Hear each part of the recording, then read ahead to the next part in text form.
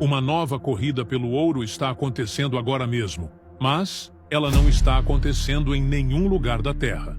Neste exato momento, as maiores potências do mundo e empresas privadas bilionárias estão em uma disputa frenética para encontrar o recurso mais valioso do sistema solar. Algo que não serve apenas para ostentação, mas que é a chave única para permitir que a humanidade construa sua primeira colônia fora do nosso planeta. Você pode pensar nos Estados Unidos ou na China como os favoritos, mas a verdade vai te surpreender. A Índia assumiu uma liderança crucial nesta disputa. Eles foram os primeiros a chegar na propriedade mais cobiçada e perigosa da Lua. E o que eles encontraram, ou melhor, o que eles não encontraram, vai mudar completamente a forma como vamos colonizar o espaço. Se você acha que a Lua é apenas uma pedra cinza e morta, prepare-se, porque as descobertas da missão Chandrayaan revelam um mundo muito mais elétrico, isolante e misterioso do que jamais imaginamos.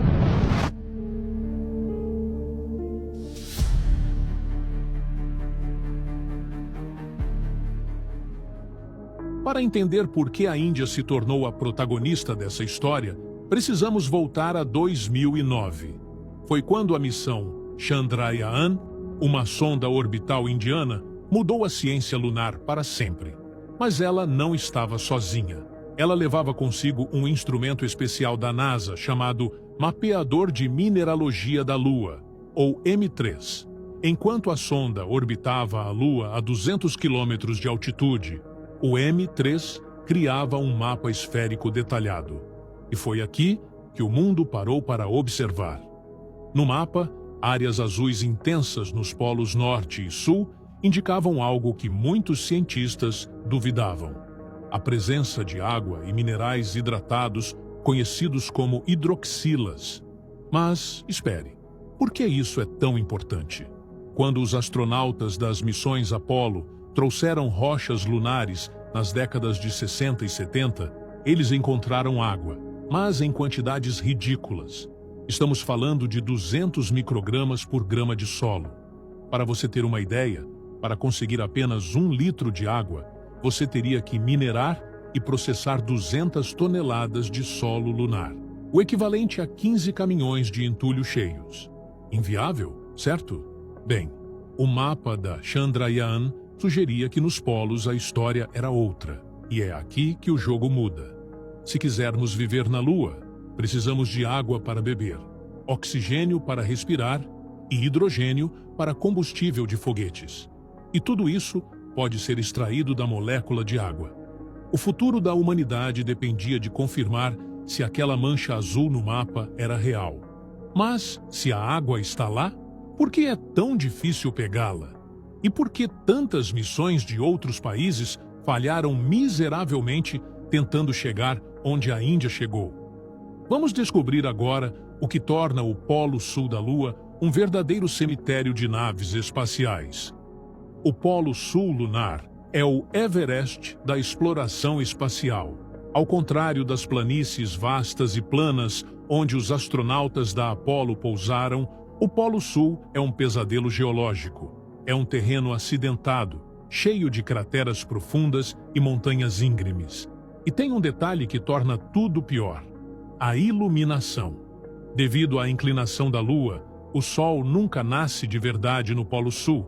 Ele apenas espreita o horizonte, criando sombras gigantescas e escuras que escondem armadilhas mortais. É um lugar de escuridão quase permanente e frio extremo. Nos últimos anos, vimos uma sequência de desastres.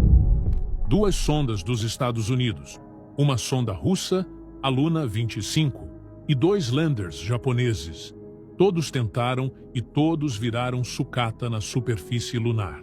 Até a própria Índia sentiu o gosto amargo do fracasso em 2019, quando a missão Chandrayaan-2 perdeu a comunicação e colidiu com o solo. Pousar na Lua não é apenas ciência, é uma prova de nervos. Cada quilo de carga, cada centímetro de espaço na nave precisa ser justificado. Não há margem para erro. Se algo falha, o prejuízo é de bilhões e anos de trabalho são perdidos. Em meados de 2023, o mundo inteiro assistiu em silêncio quando a Índia tentou novamente com a Chandrayaan-3. E desta vez, eles fizeram história. O lander Vikram tocou o solo suavemente, em uma região que os indianos batizaram de Ponto Shakti, a cerca de 600 quilômetros do Polo Sul. A Índia não apenas pousou, ela se tornou a primeira nação a explorar de fato a região polar. E as descobertas começaram imediatamente. A primeira coisa que o Vikram descobriu deixou os cientistas de queixo caído. A Lua é elétrica. Sim, você ouviu direito. O lander encontrou uma densidade inesperadamente alta de partículas carregadas movendo-se sobre a superfície. Essas partículas criam pequenas faíscas de energia, como mini-raios estáticos. E de onde vem essa eletricidade? Primeiro, do Sol. Durante o dia lunar, que dura 2 semanas terrestres, o vento solar deposita partículas carregadas que se acumulam no solo.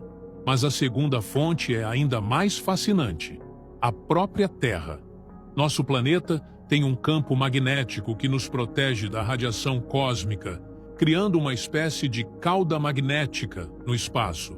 Durante 5 dias por mês, a Lua passa por dentro dessa cauda e é literalmente encharcada por radiação concentrada da Terra. O resultado? Uma atmosfera lunar ultrafina, mas eletricamente carregada, que se estende por 100 quilômetros acima da superfície. Mas a eletricidade era apenas o começo.